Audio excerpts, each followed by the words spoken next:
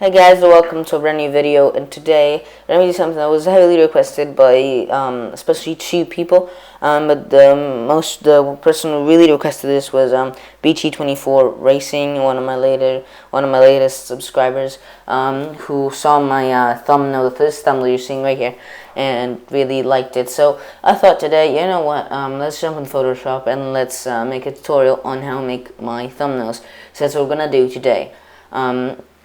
Before we start, I just want to give you a few pointers on thumbnails, and that is, first of all, the text has to be clear. If people cannot see the text clearly, it's not really going to matter how well the rest of the thumbnail is. And also, text isn't though the most important thing in the, well, I mean, is you gotta try to avoid putting a lot of text in it, but at the same time, that text that you do put in it has to be very visible. Also, don't put like opposite, like when you're making for example, a gradient for a text. I would say don't put the gradient as in like two opposite colors, because that will not be very kind to the eye, and that's what you're trying to achieve, to be kind to the eye. Also, for racing purpose thumbnails, saturation and contrast are very important. Like you will see in this tutorial, saturation and contrast are two of the most important things. And if you do want to add up something like motion blur, which is blurring like the tarmac, I don't do that. But if you do want to do that, just don't add too much, because then that will look very messy, since the thumbnail is very small. When you look into a thumbnail, it's very small, so if you do that, then it would look very messy. So that's just something. But without any further ado, I would say let's just get started with the thumbnail. And the first one I want to show you guys is this one right here, the one that I got the first question from. And this one, you can see, this is probably one of the easiest thumbnails I've made to date, because there isn't really much I had to do here. So the first thing to do, of course, was to, I'm just gonna, oh, by the way, this is in Photoshop, I did forget to mention that. So yeah, just so you guys know that. But so the first thing I had to do, of course, is to put in the image and leave the space on top for the text, since I wanted the text to go on top. So you can see this is the image, but if I go, you can see this is smart object. If I go inside the smart object, you can see here it says brightness and contrast is another smart object. So you go inside this smart object, so you can see we're now in the image, and you can see this is how the image actually is. Very bland, without not much color, without contrast, and not really eye-catching. And that's what you want it to be. You want it to be eye-catching, but this is not eye-catching. So what I added is a brightness and contrast adjustment layer. So the adjustment layers are these things with this little icon right here, and how you put them is this adjustment layer icon, and you can see these are all the adjustment layers you can have. And so what we're going to use for this to add more contrast is brightness and contrast. Also, we want to just clip it to the image. So what we're going to do is we're going to go in between the adjustment layer and the image, and then we're going to hold Option and click, so it only affects the image right below it. And then we don't really care about brightness too much at this moment, so we're just going to increase the contrast. And if this isn't, because sometimes when you add too much contrast, it might look really, really bad. So since this is not too much contrast, we're just going to leave it like this. You need more contrast because it's more eye-catching, and I think you will agree. So that's what I did for the first thing in this thumbnail. Then I added the text. Like I said, this was a very easy thumbnail to make. So the first thing I did was add Nico85, because this was a 1v1 between me, Nico85, and my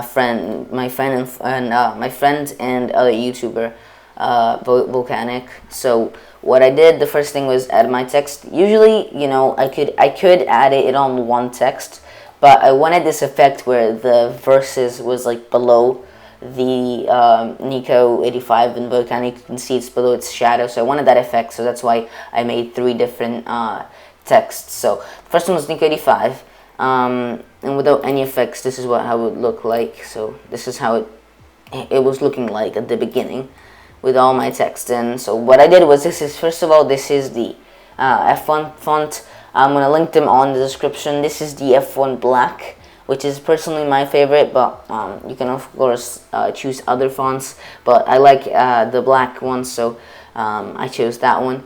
And so I put the text in like this, and then what I did was I added the effects. So the effects, so the main effect that you want to put, I'm gonna just uncheck them all, so I'm gonna show you what I put. The first effect you want to put is a gradient or color overlay. This means that you're gonna color the text with either a gradient or another color, and this is really nice because well, it just looks much better, to be honest. I did have color here because, well, usually I did a gradient here because usually the gradient always looks better, and I did it from a bright red to a dark red, since both mine and Volcanic's main channel color is red.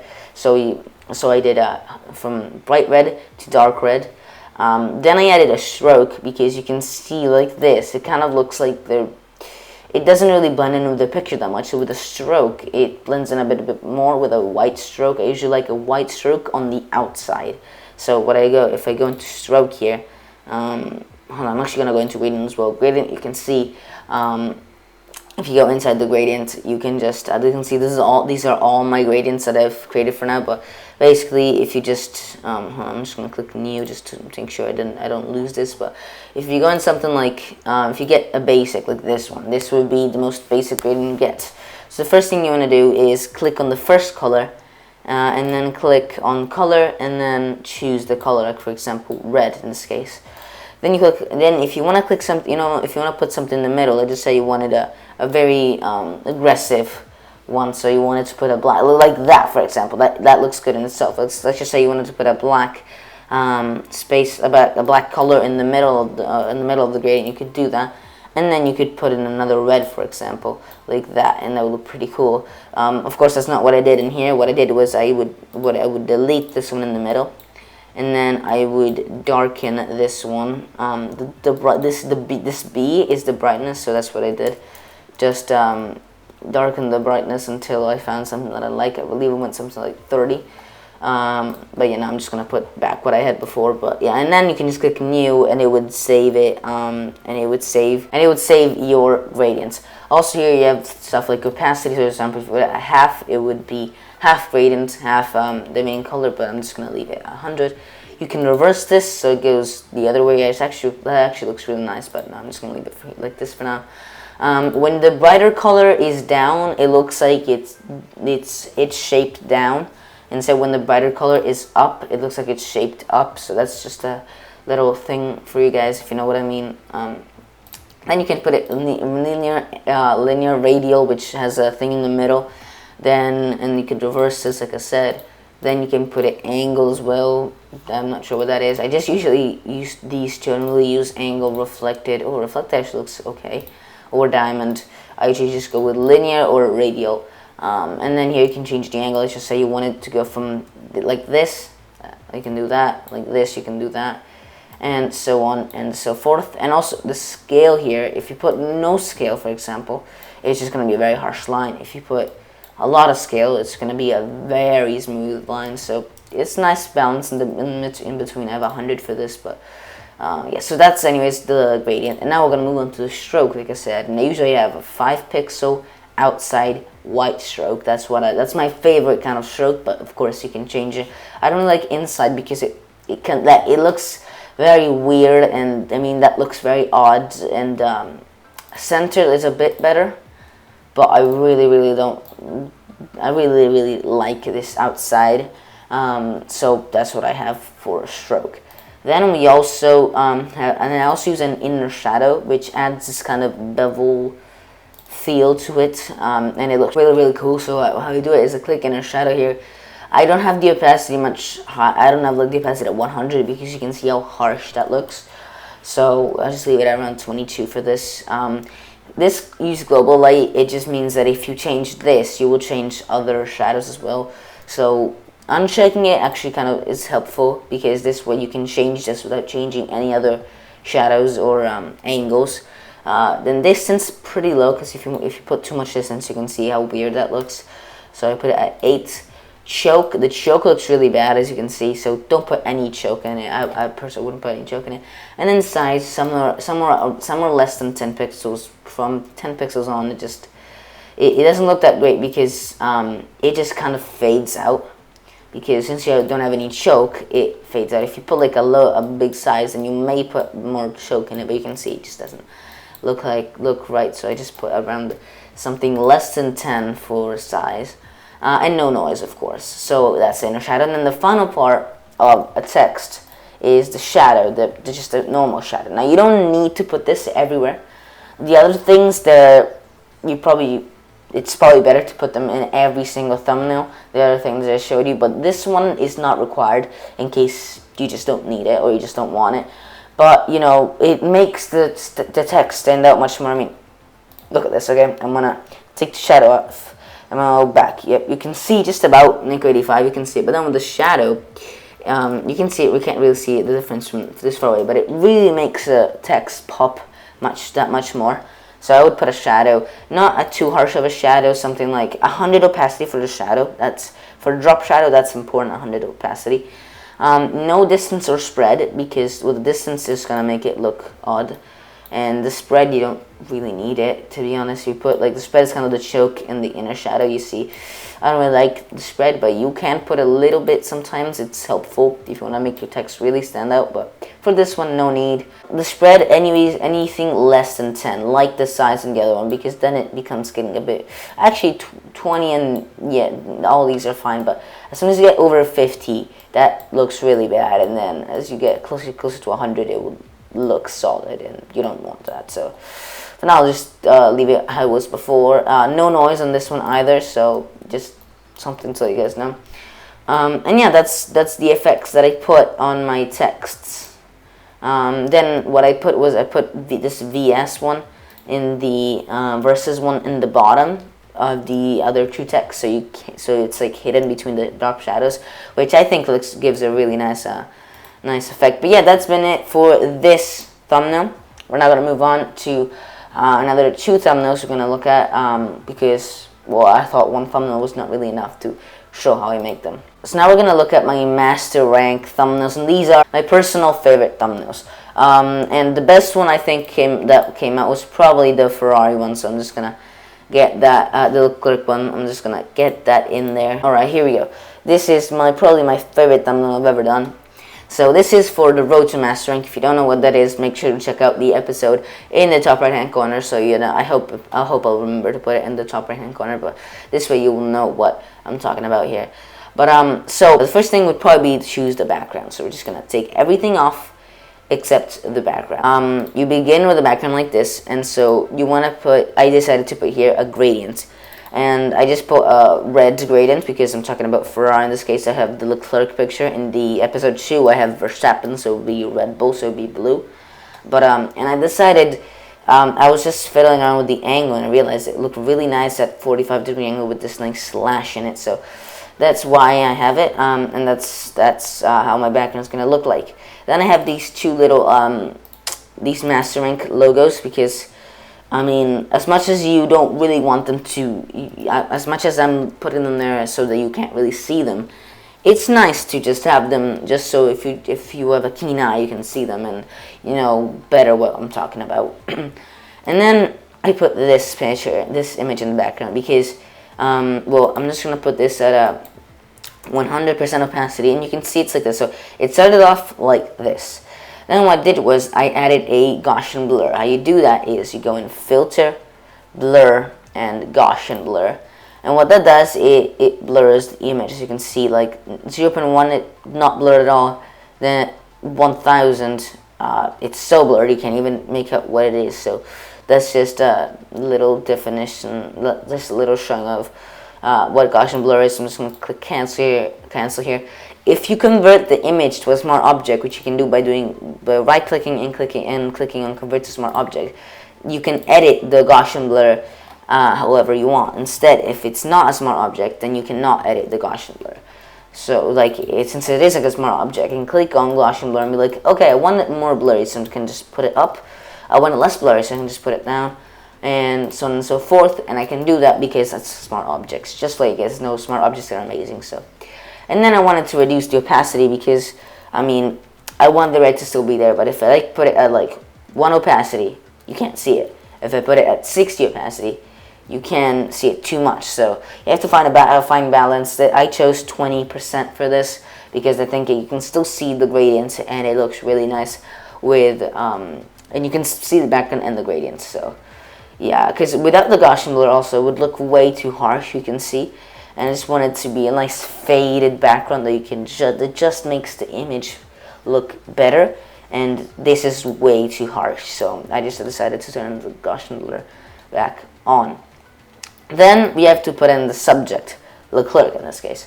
So I'm going to walk you guys through every part of the progress. Right, so I'm just going to real quick do this. So this is the image I chose. I'm just going to put it in the middle real quick.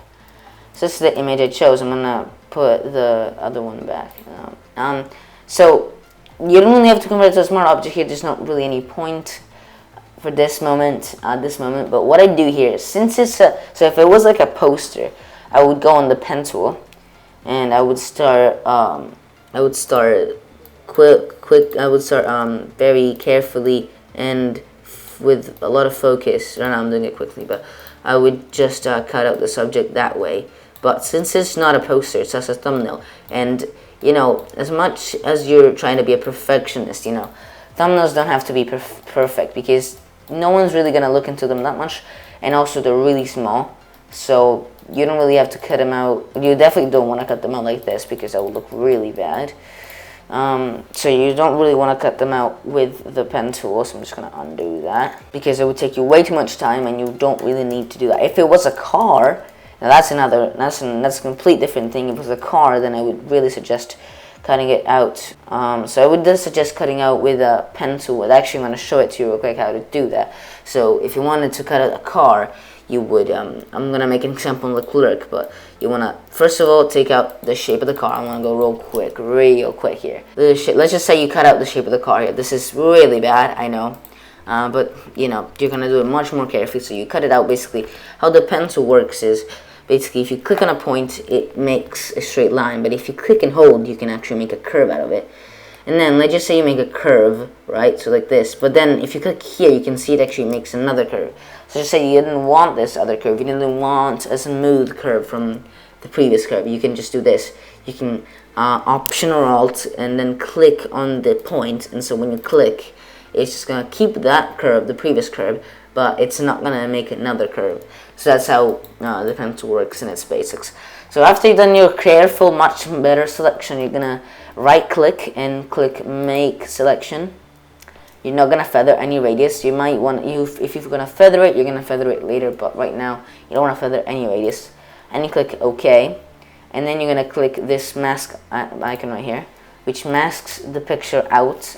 You can disable it, you can enable it back, you can unlink them. So when you make the guy bigger, for example, if you make Charles bigger, the mask remains the same, and same with the mask. If you make the mask bigger, Leclerc stays the same, but if you don't unlink them, then when you edit them, the mask will become bigger with the picture. Just a little quick overview. But yeah, that's what you're gonna do if there's a car. And if there was some pieces you had to take out of the car, go back to when I created the mask. So you can see here, I'm going to pencil and I make the selection. And let's just say I wanted to take out a part of that selection. I'm gonna click L for the lasso tool. Polygonal. Make sure it's polygonal because it's much easier to use. But if you don't want a polygonal, you can just click lasso, which is just a normal thing. But I just prefer polygonal. Then you're going to click on the third icon, which removes selection. And then you're going to go in the selection that you want to remove, and you can see that's not removed. So when you click on your mask, it's going to not have that part in it. So that's basics of how to create a mask. Now, I'm going to just delete this layer mask. This is how I mask out people in my thumbnails. Again, this is not what I do for posters where I have to be more precise, but in thumbnails, this works really well. So what I do is I click Select. I'm not showing here because it didn't record this part of the screen, but there's a select on the top part of your screen. You're going to click that select, like really top. And click that select. Then you're going to go down to subject, and you click subject, and the Photoshop automatically finds the subject for you. You can see this pretty good job. Now, of course, there's some things you might want to change, like, for example, here it's selecting this hole, so you might want to select the lasso tool and just deselect the hole. Or, for example, here it's missing this, so you want to add it on, so you're going to click the second icon right here, or click shift, and you're going to then be able to put that in, put this in, or put this in, because you need that as well. You know, all these things, it's really quick. You know, you can see how quick I'm doing it. You know, when I actually do my thumbnails, I don't put that much more time in it. I, of course, put a bit more time in it because I'm really doing it quickly right now. But I don't put that much more time in it. So, yeah, you just want to refine all the edges, make sure everything is alright. So once you have your selection, if you do it already like this, hold on, let's see if my case is important. Yeah, if you do it like this, you can see you might get some fringes here and there. There is a fringe. So what I suggest doing is undo that, undo the making of the mask, keep the selection, and then go to select once again, modify, and contract. And I usually contract it by just 1 pixel, because this way you have a 1 pixel smaller selection, which reduces all kind of fringes, most of the fringes, while not not rooting the picture, because you're not really taking out a lot of detail out of it. So you can see now there's pretty much no fringes. The selection is perfect, and that is how I make my selections. Then there's the text. So first of all, I'm gonna put also I put a drop shadow here, because like this it just didn't blend in with the text that much, so the shadow makes it look really nice. Then I put Road to Master Rank right behind it in this goldish gradient. It's only 1 text, so you can see the gradient goes from gold to dark gold to bright golds again, which gives a really nice feeling. I also put like I did last time, I put the stroke, inner shadow, gradient overlay, and this time I also put here a drop shadow, but I only put it opacity 32, because you can see if I take it off, you know, there really isn't need for it, but I thought, you know what, I'm just gonna put it in. It just looks that bit nicer, so I just put it in, but I didn't want it full opacity, so it's just 32%. And then we have the episode number, which is a very similar thing, very similar philosophy. Gradient overlay, like I explained earlier, stroke, inner shadow, and drop shadow. You always have to play around with these 4 things in text to make sure they look really nice with the image. And this is the final thumbnail I'm going to be showing off today, and you might recognize this from another channel, because this is my thumbnail but not for my video. This is a thumbnail that I'm making. This is a thumbnail that I made for my friend fellow F1 YouTuber Volcanic. You can check his channel out in my channel homepage to the right. You should be able to see it. If you didn't know, I do his thumbnails. I did his banner, his logo, his end screen, you know, so because I really like working on Photoshop, and you know, I volunteered, and so yeah, that's what I do for him. And I really like how these thumbnails are actually coming out, so I might use them in my team thumbnails, if I'm ever gonna keep doing my team, because I know it's a long time that I haven't been uploading my team, and I want to, so sooner or later I'll get restarted on my team. But I just want to show off this because I think I really like it, to be honest. So we're going to start from the left to the right. So the first thing is the driver. Right, so this is my driver, and this is how everything, basically, just to let you guys know what I just did there, I option clicked the eye, and so you could see nothing but the driver. So what I did here was I cut him out. So I'm just gonna go inside the smart object, and this was if I disable the Slayer mask, you can see there was another picture behind it. I'm gonna show you the actual picture. This was the original picture. So what I did was I did select, and then I went down to subject like I would for the other thumbnails.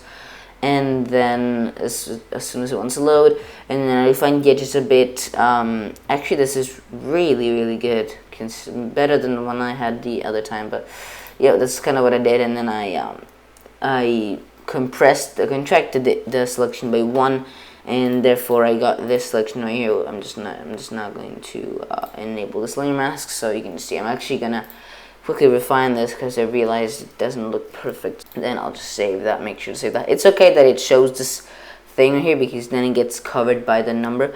And then what I also do there is add this lens flare, because, you know, my Volcano asked me, Bodhi is his real name, so he asked me to make it look like an Arva thumbnail, and Arva has this lens flare on his thumbnail. So what I did was to create this lens flare. I just created a brand new layer. Then I used the paint bucket. So yes, I put the background color as black, and then I painted in, so there was something to work with. Then I went to filter, which is next to select, render, and then I went to lens flare. And boom. So the first thing I did was to put the lens flare all the way to the right. I believe I left the brightness around 100, but you can just play with it. You can see more brightness, 300% brightness. It's just dumb because you can't see anything, and so is that 10% brightness because you can't see anything. So 100 is actually a really good balance. Maybe 120 might be better because 100 seems a bit too much. There's too much color in it. So something like 150 would be really good, but for now I'm just going to leave it at 100. And you can even choose different lens flare. This one is probably the best one there is, but the one I actually chose was this one right here. I'm not even sure for what reason I chose it. I just liked it, I guess. So this movie prime one. So I would click OK when I was ready for it. And then what I also did was, well, first of all, I clipped it onto the, like I showed you earlier how to clip it. I clipped it onto the driver because when I did that, you can see it only remains to the driver. What I also did after that is I changed the blend mode, which you can see right here, to multiply, to screen, which removes all the darkest parts of the image, leaving the brighter parts in, and you can see there's no black background anymore. And then I also made it bigger. I'm not sure how much bigger I made it. I'm just gonna take a wild guess. Here's something like that. That actually is kind of accurate. But if you want to actually know what it was, I'm just gonna get the actual one in. Here we go. Okay, so this is how big I made. Actually, that's way bigger than I expected. Then you can see there's a group. There's another one. As you can see, I put this in a group, which I actually should name driver. And then there's another group here, which I probably should name lens flare. You can see right here, there's just this random hole. There's nothing in there. The light is like it's coming from the driver himself. It's not coming from everyone else. So this group right here, it has the same lens. This lens flare here is an exact copy of the driver group.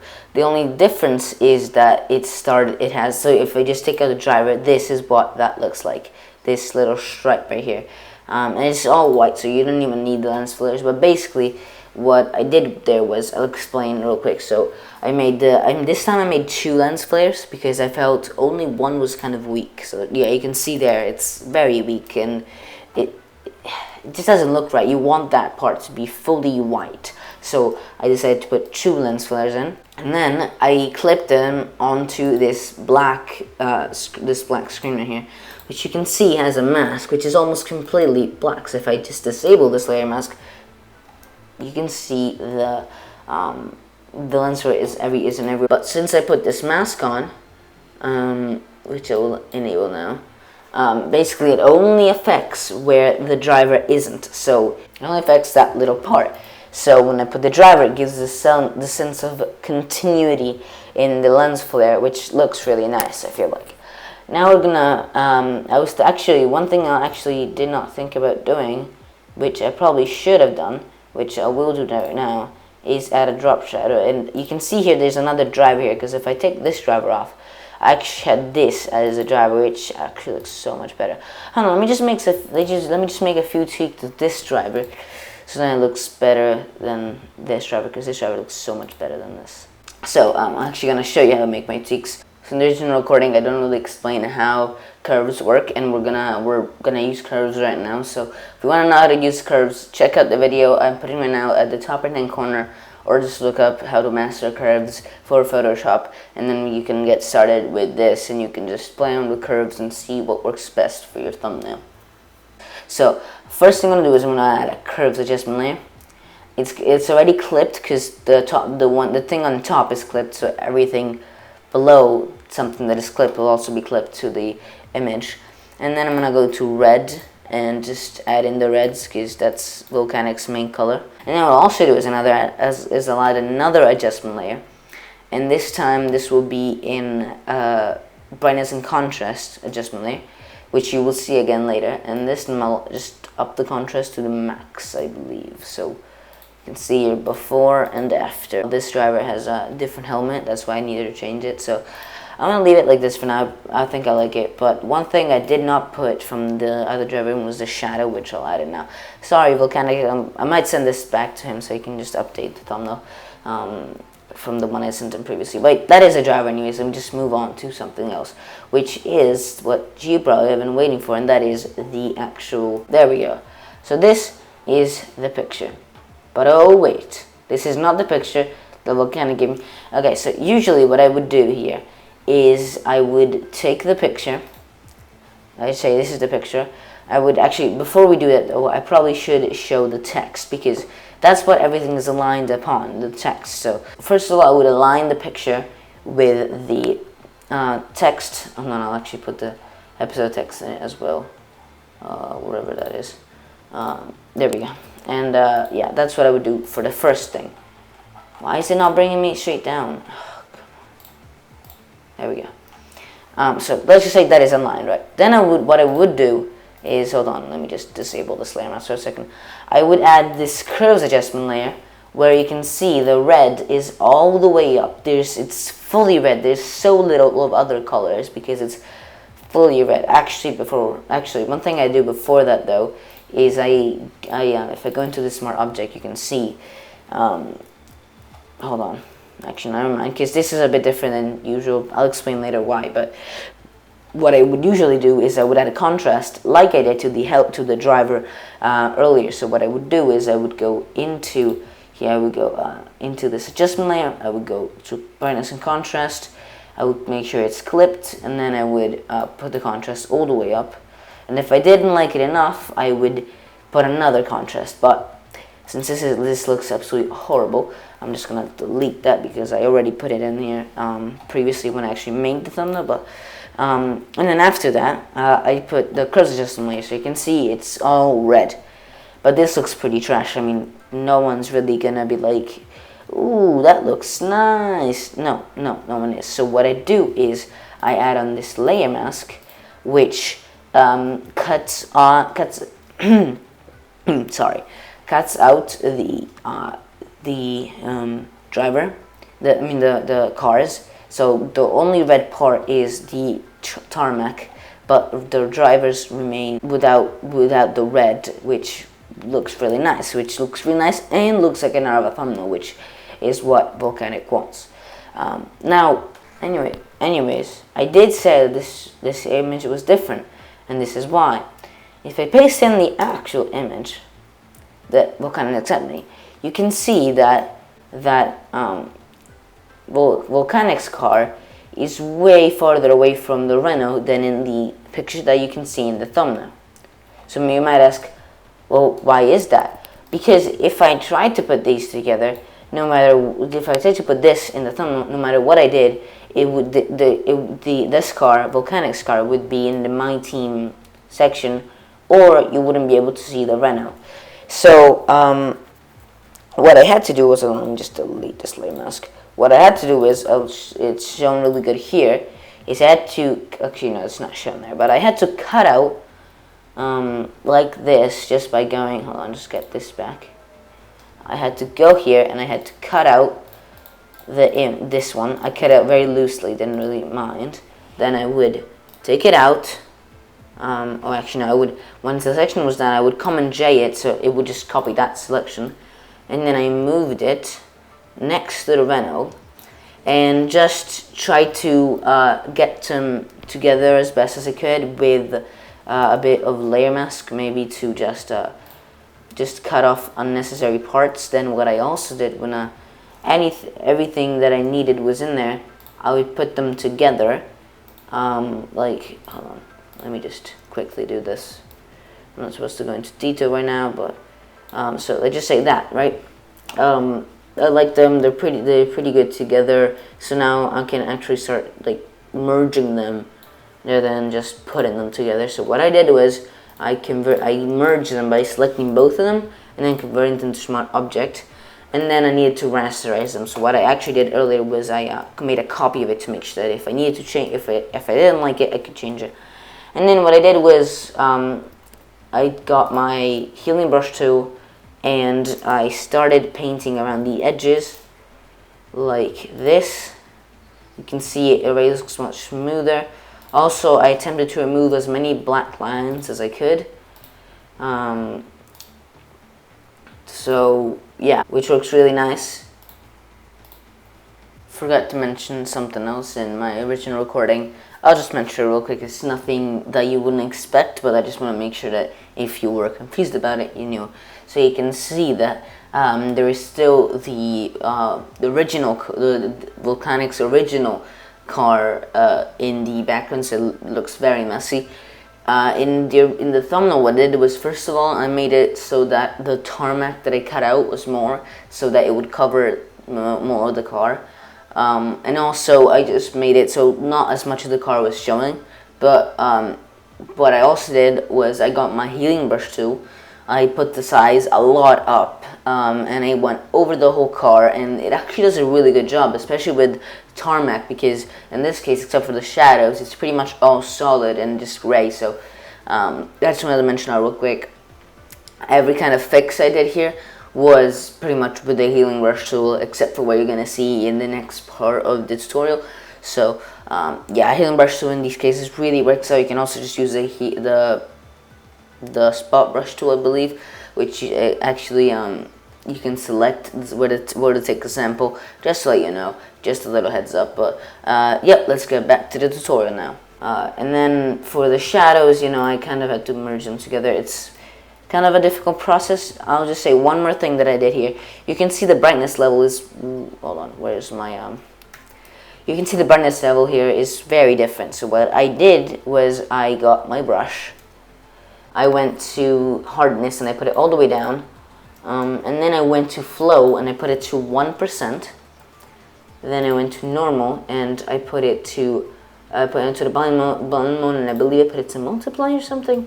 Not sure I remember, but then I put the blend mode to the color to black and white, and I started painting, and you can see it slowly darkening it. You can see how nice here it looks. It looks much smoother, but sometimes it's just too dark, so then I would switch it to white and paint back in where it needed to be white, and yeah, until they looked pretty good, which was a long process, but it finally worked, and I ended up with, I ended up with this image, and then I just put in the coloring, and yeah, so that is it. I also put in the text is just the text, the black F1 text with the logo, and not much there except the text in white, and then a drop shadow, which actually I'm not too much in love with that black drop shadow with the red, but Bodhi likes it, so I'm just gonna leave it like that, to be honest.